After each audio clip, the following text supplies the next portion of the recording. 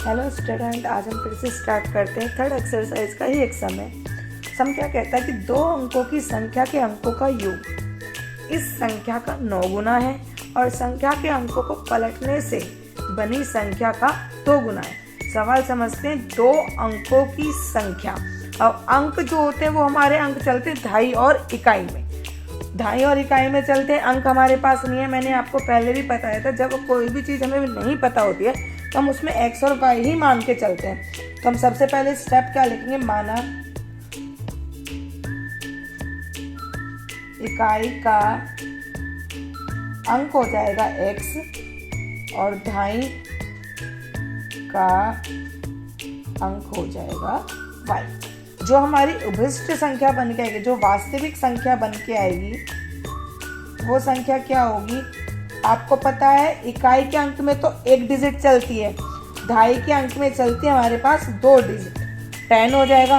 अगर वो फिर से कहता है इकाई दहाई सैकड़ा, तो हम 100 लेके चलते हैं, लेकिन बात तो 2 अंकों की हो रही है ना, तो इसलिए कहाँ तक जाएगा, वो दहाई तक ही जाएगा।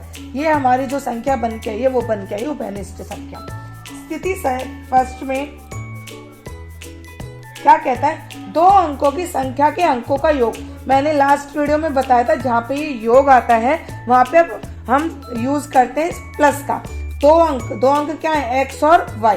तो x प्लस में y इज इक्वल टू में 9 इज ए समीकरण फर्स्ट। स्थिति सेकंड, समीकरण फर्स्ट हमारे पास आ गया। अब स्थिति सेकंड में वो क्या कहता है, देखो जरा। कहता है कि इस संख्या कौन सा है, जो हमारे पास उभयनिष्ठ संख्या, जो वास्तविक संख्या बन के आई है।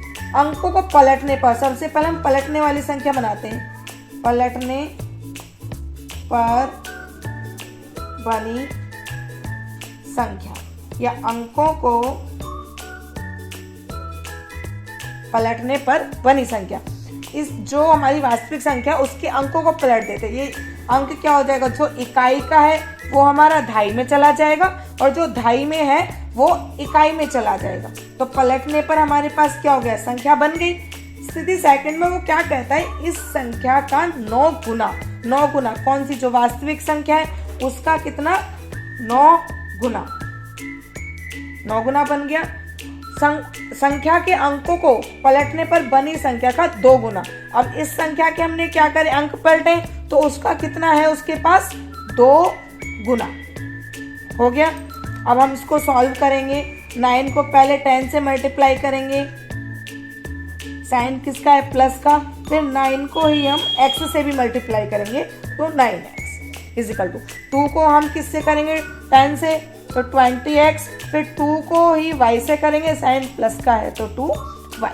अब आप क्या करेंगे, x वाले एक साइड, x और y वाले हम एक साइड ले लेंगे।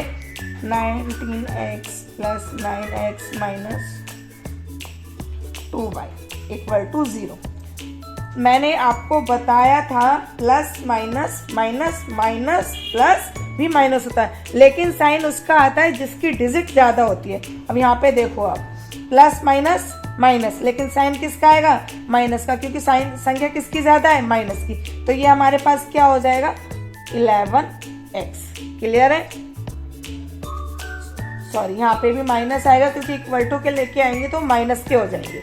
90 प्लस का है 2, माइनस का है, प्लस माइनस भी क्या हो जाएगा, माइनस, लेकिन साइन किसका आएगा, प्लस का, क्योंकि प्लस की संख्या हमारी बढ़ी, इक्वल टू 0। तो जो समीकरण बन के आया है वो हमारे पास ये है, इक्वल टू 0।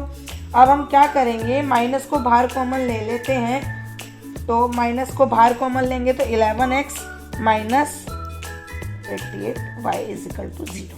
अब 11 भी मेरा इसको डिवाइड कर सकता है, तो 11 भी मैं बाहर ले सकती हूँ, तो x minus 8y equal to 0। x minus 8y is equal to 0। x is equal to 8y। x की क्या वैल्यू निकल के आई है, 8y। अब x की वैल्यू आ गई, इसी वैल्यू को मैं समीकरण फर्स्ट में पुट कर सकती हूँ। तो हम लिखेंगे x का मान समीकरण फर्स्ट में रखने पर, जब x का मान समीकरण फर्स्ट में रखूंगी, समीकरण फर्स्ट क्या है, x प्लस में y is equal to 9, x की जगह मैं क्या रख दूंगी, 8y प्लस में y plus plus 9y, y के साथ की वैल्यू कहाँ चली जाती है, बट्टे में।